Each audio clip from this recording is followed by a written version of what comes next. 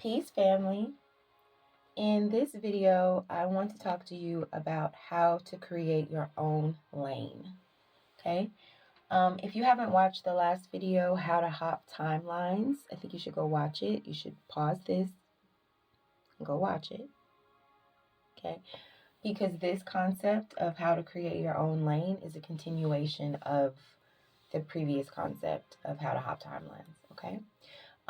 But if you didn't go watch the video, I will just, or if you're not familiar with it, I'll just give you just a little bit. You should really go watch the video, but I'll just give you a little bit if you if you're not about to do it. Okay.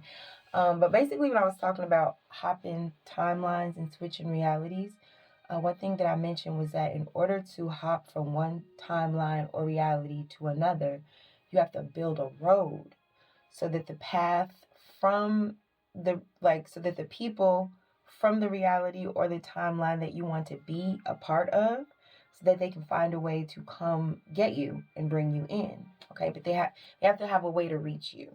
So in the video, I had said that the way to build a road is by using your gifts, your talents, your confidence, your abilities, and the ability to be vocal and to promote yourself and to reach outside of your comfort zone. But most importantly, the most important part of that video was that the way that you build a road so that people can come get you and bring you to an alternate timeline is that you have to be able to solve a problem that in their reality that person cannot solve.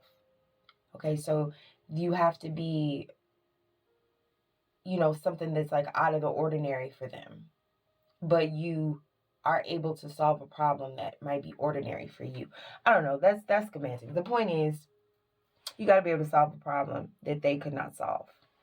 So the example that I gave, and this is just a surface example, but it was from the movie Pretty Woman, where I said the whole reason that the rich man fell in love with the prostitute was because it wasn't because of what her job was, which was to have sex, even though that's what he paid her for. But ultimately, the reason he fell in love with her was because, initially it was because she could drive a car, she was cool, she knew where she was, she knew how to get to places that he didn't know how to get to. And most importantly, she wasn't afraid to speak up and think for herself and speak for herself. So these attributes were very attractive to him because the women in his world who had all the money in the world did not have these attributes. So it's like the thing that was just who she was, her authentic self, was priceless to him because he did not have that energy in his environment. Okay. So by the end of the movie, he brought her into his world, which was so she was the one who hopped timelines. Do you see what I'm saying? She was the one who had the gift that somebody outside of her reality needed access to. Okay? So, what I want to talk about in this video is what happens next. Okay, after your gifts and talents catch the attention of someone in a different timeline or a different reality and they bring you in, what happens next? Because that energy is a lot like, or it can feel a lot like, like when you're in 8th grade and you rule the school, and then you graduate and you're a freshman and you're at the bottom, you're the bottom person on the totem pole. And it happens like that, right? So when you come into a new reality, you are the new person there. And the hard truth is, everybody in that reality is not going to be happy to see you. Okay, some of them are going to feel like you don't belong there. And they're going to question the judgment of the person who brought you in. But this is natural, and I don't think you should. It's hard not to take personally, but you shouldn't take it personally. People are not always going to want you there. Like, you could get your foot in a door of a room that you've never been in before, and the person who brought you could be so happy to bring you. It does not mean that the people there are going to want you there. And that can go for whatever you think it could go for, because it could go for a lot of things. Okay. But it's like, if you just get brought in, that's basically special treatment, and special treatment always makes people question the validity of the institution that is offering the special treatment, because it begs the question, like, why is this person special? Why did this person not have to follow the same rules and traditions that I had to follow? Now, mind you, I'm not saying that you didn't have to, but you will get a lot of projection where people will just assume that because you are in a place where they don't expect you to be, that you don't deserve it. I mean, simple and plain. Okay. So you're going to challenge their perceptions of who belongs and who doesn't belong. So what I want to hone in on is what, because if you are, progressing through life, this is just something that's going to happen as you go through.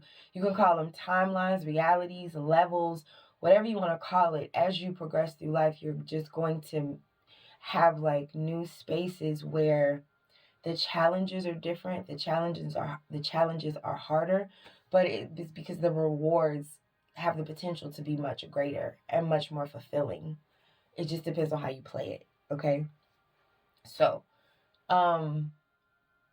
when you left your old reality, one of the things that I talked about in the other video, when you have timelines, is that you have to stop blending in. You have to allow yourself to stand out and be unique, and be special, because that is how people will be able to see you and recognize you and bring you into a new reality. If you look like everybody else in your reality, nobody's going to notice that you're special and bring you out of it. Okay.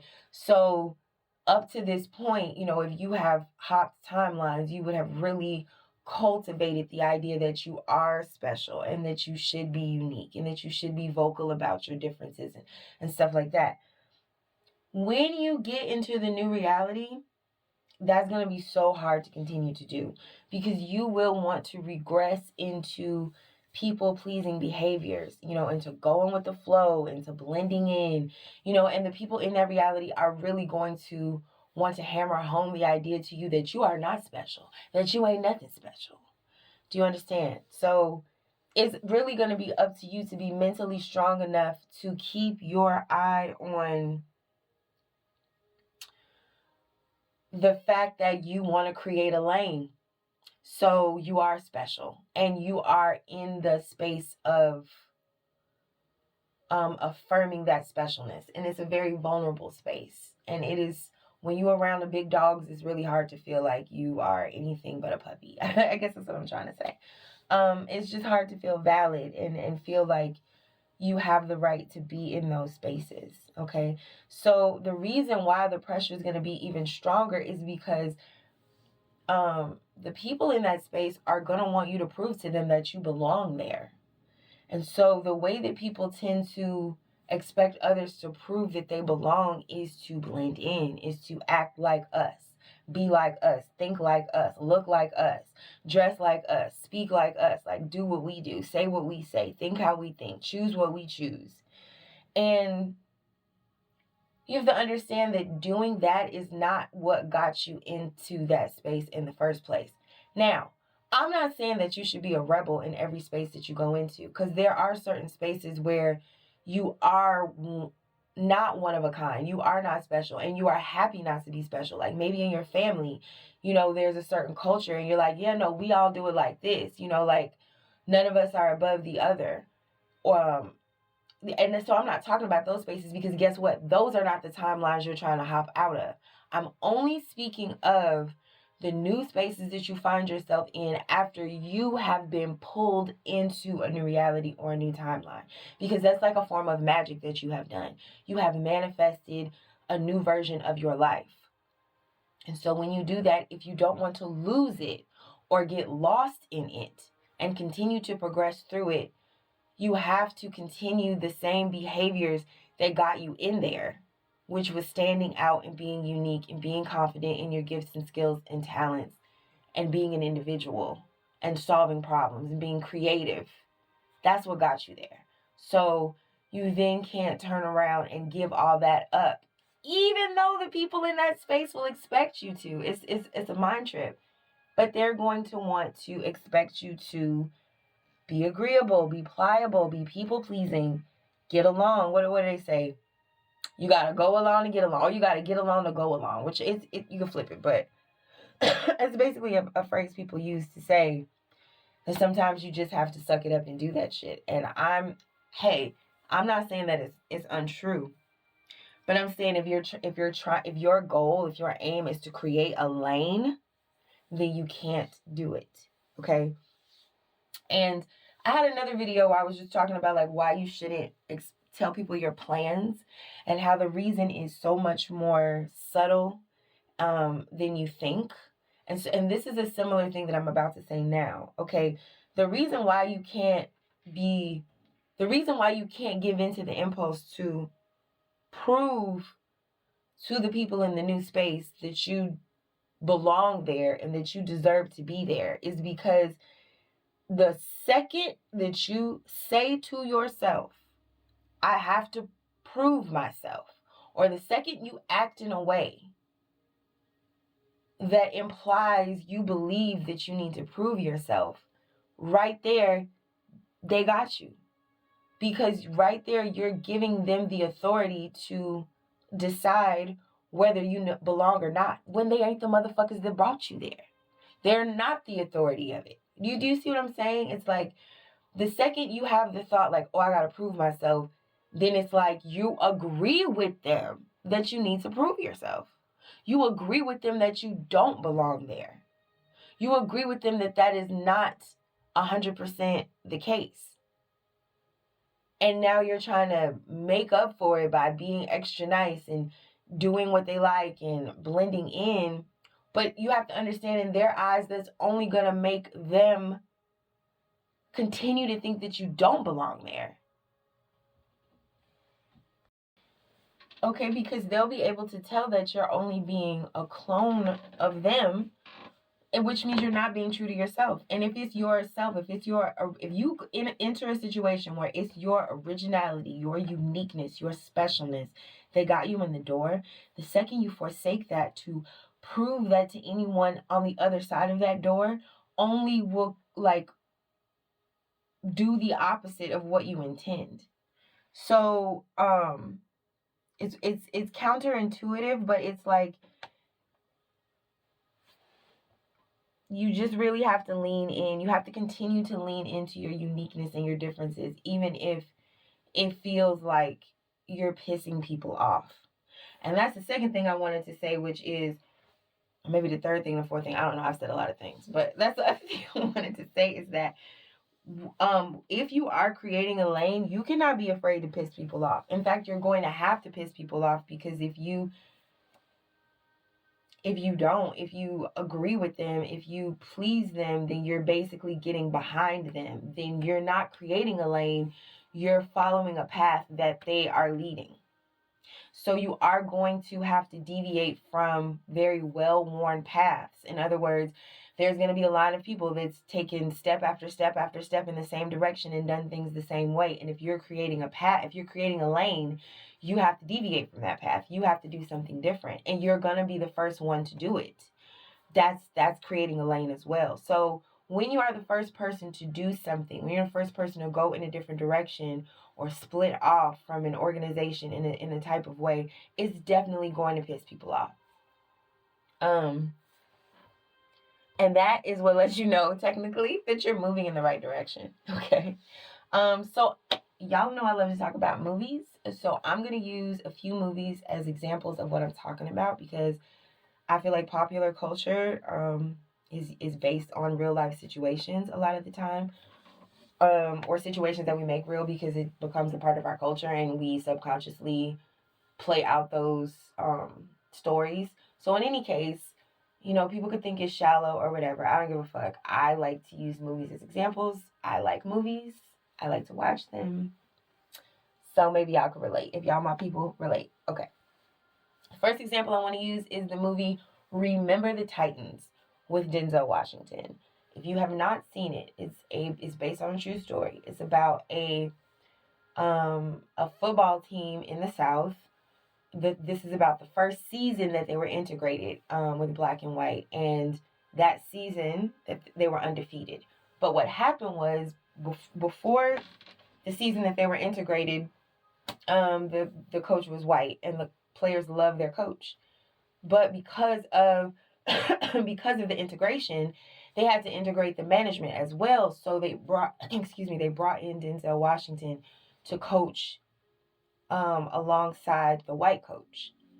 And the white coach's idea of integration was going to be that now these black kids and this black coach is going to come in and do things the way we do it, because they want to integrate with us.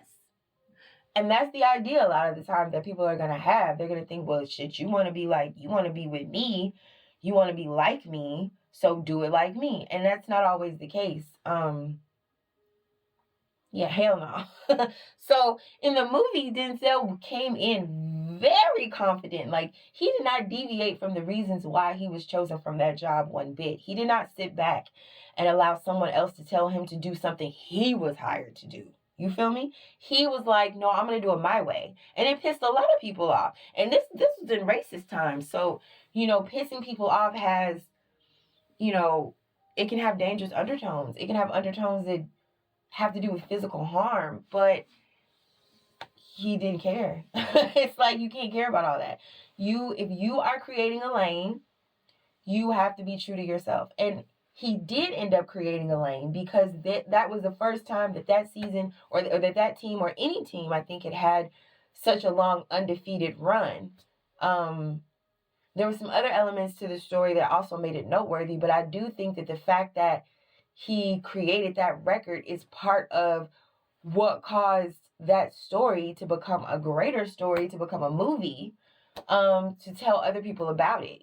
People win football games every day, B, but they don't always make movies about it. They made movies about it because this man came in, and due to his exceptional leadership, due to his unique coaching style, okay, that worked for him and apparently worked for others, boom, that is creating a lane. So that's the type of stuff I'm talking about.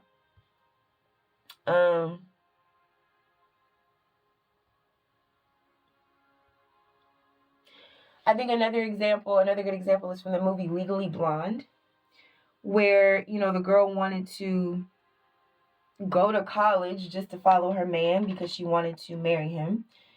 And so she figured out how to get into this new environment. She wanted to switch timelines. She wanted to switch realities. She wanted to get out of California and go where he was going. She wanted to be a part of his world and be the type of woman that he wanted. So she did that. She got pulled into that world.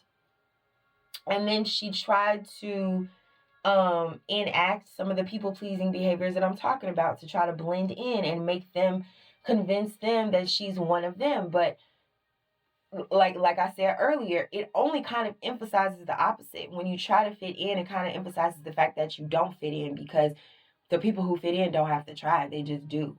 The people who are trying, obviously they're trying because they don't. So eventually she realized that was the case. That they were never going to like her. She was never going to fit in. And so she utilized their resources, utilized like the leveling up that she had achieved, but she used it to emphasize and highlight her natural gifts, talents, abilities, beauties. She stopped giving a fuck about dressing like them. She went back to dressing like herself, being like herself. And it was way more effective than if she had tried to blend in with everybody else. Okay. I think another good example is from the movie Pursuit of Happiness with Will Smith, which is also based on a true story, like Remember the Titans. And I don't know if you saw this movie, but it was basically about a guy who was going through a hard time financially. He was a single father. He had like a home-based business, but it wasn't working at the time. And he really wanted a lot more money for his family. So he saw a guy who was driving a fancy car, and he asked him, like, hey, what do you do for a living? And the guy was explaining, like, that it's sales, but it's a different kind of sales. It's like stockbroker sales, and you get a commission of the stocks that you sell. And they're saying that they have an internship available for the job. Now, the internship was not paid, but if he successfully completed the internship, he would get a job that would pay so much money that it would literally change his life. Okay. So he stood out in a couple of ways. Number one, when he came to the interview, he wasn't dressed for the interview because he had just spent the night in jail off some bullshit, which was another story. And so he was able to tap into his, instead of blending in with what everybody else would have done, which was feel ashamed and excuse themselves and say, well, obviously I don't belong here because I'm not dressed like y'all and stuff like that. Instead, he talked to those men as equals. He talked to them as men. He explained his situation. He explained that, hey, this shit could have happened to you too, and they were so impressed by his unique ability to carry on, like, despite something that would have made most people not even show up. That's what made them give him the opportunity. Then when he got the opportunity, he still couldn't show up like everybody else and be like them and get in line because he had to get his son after school every day. He had to get his son before the daycare closed. He didn't have a wife that could do these things for him. He also didn't have housing, so he had to get in line to sleep at a shelter with his son before the lines filled up. So in other words, he had to do this job that everybody else is taking like 9 hours a day to do. He had to do it in 6. And so because he had these restrictions imposed upon him, he had to work harder than everybody else in a shorter amount of time. And so he stood out in that way. So I feel like that movie is just another example of how sometimes, like, specifically your circumstances that do force you to be different, stand out, work harder, they not only work to get you out of your reality, but they also work to help you to create a lane once you get into the next reality. And I think that's what I'm also really trying to say is, if you are creating a lane, you cannot get stuck in these different towns. Okay, I'll explain what I mean. If we're hopping realities, okay, if we're hopping timelines, that's basically moving from town to town, moving from space to space. Although it's more of a metaphysical space. It's just the space of your experiences. You want better experiences, you want more money, better friends, you want better professional opportunities, you want a family when you don't have a family, you want a relationship when you don't have a relationship. Whatever it is, we see different realities that we want to be in, and we figure out a way to get pulled into those realities, okay? When that happens, there can be a tendency for the same things that happened in the last reality to happen in this reality, which is you feel stuck. And you feel like, damn, I got out of this one, but now I'm here in this one, and I don't see a way out of this one. And that's because we get in this mindset that this next reality is supposed to be the last, the end all be all. It's like, because we think about how hard we worked to get there, how much we went through to get there, how much we sacrificed, how much we stood out, and we get stuck there. But if your intent is to create a lane, you can't get stuck in these towns. You have to keep your road open so that you can continue to move through these spaces if there is somewhere greater that you are called to be. And that is part of creating a lane as well, is not getting caught up with the rules and restrictions of that specific space and place, because you're not going to stay there anyway. Now, I'm not saying don't follow the rules and restrictions if you do want to stay there, because sometimes you find places that you don't want to leave, and that's amazing.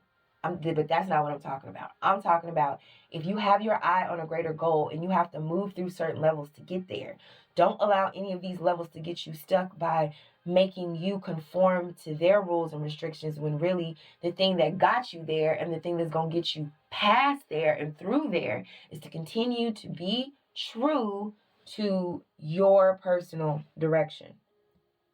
We're not trying to merge, okay, with their traffic. We're trying to create a lane, okay? And the thing about creating a lane is that it will continue to be an inroad for other, better, higher realities to come get you.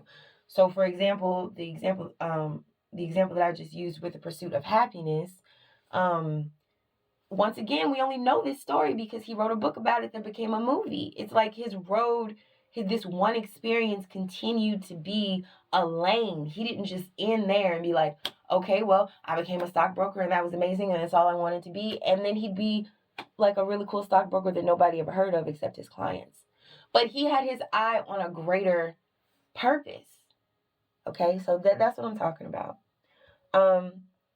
When you get accepted into a higher reality, when you get into that door that you've been wanting to get into, it can be so easy to just feel grateful for just being there. Like, boy, I'm just grateful to just be in the room, you know. And so in that case, you don't want to make any waves. You don't want to piss anybody off. And it can really be hard to find the courage to stand out, be confident, and continue to be different.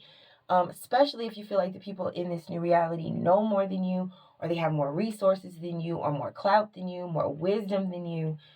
You know, I mean, imagine if you are, you finally make it to be a millionaire. But when that means that there are certain rooms that you go into now that you couldn't go into before as a millionaire. And when you go into those rooms, you're going to be in a room with billionaires. So you're still going to feel like, oh, damn, I don't even deserve to be here. But that's what I'm saying is that you do. And you can't forget that. So that's a good segue, actually, the whole, you know, being a millionaire, getting in the room with billionaires example. Because with that, the temptation can be to go back into rooms with thousandaires so that you could be the one millionaire in the room. So you could be the top nigga in the room and everybody look up to you. But that's your ego talking. If you are really sure about creating a lane, you have to continue moving in the direction that makes you uncomfortable. If you move back into old spaces just because you feel like you would be at the top of the heap in those old spaces, then really you just sticking yourself in the box and you glad that your head touches the ceiling when nobody else's does. Like that's not what we're doing here. That's not creating a lane.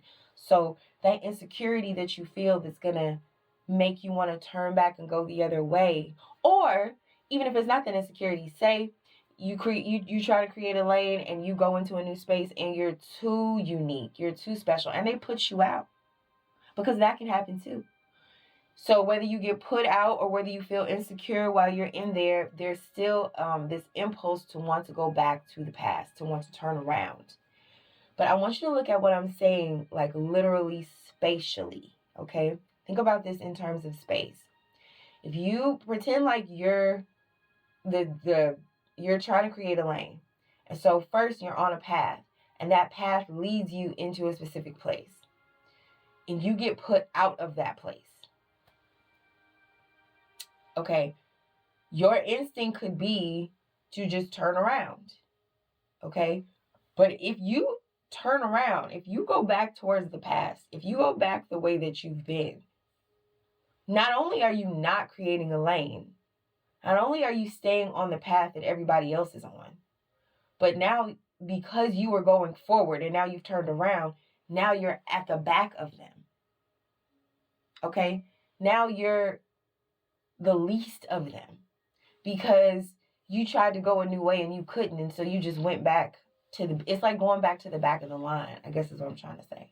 Okay, so what you want to do is it is tricky because they'll tell you, they'll be like, no, come back here. Oh, it didn't work out, come back here.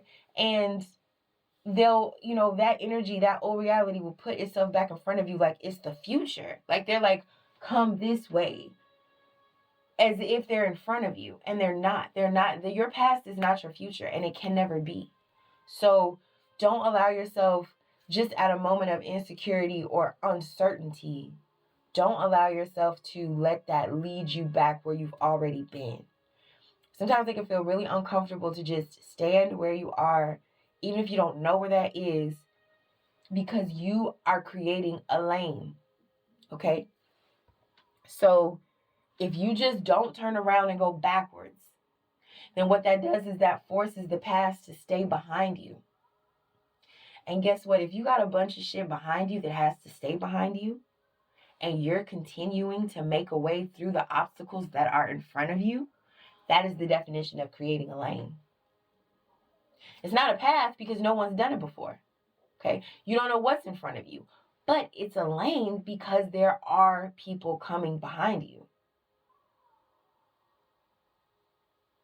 And maybe they leave. Maybe they're not behind you. Shit. You understand what I'm saying. Maybe I got all off into my metaphor a little bit much, but I feel like what I'm saying makes sense. I hope it does. Okay. But I just want to end it by saying,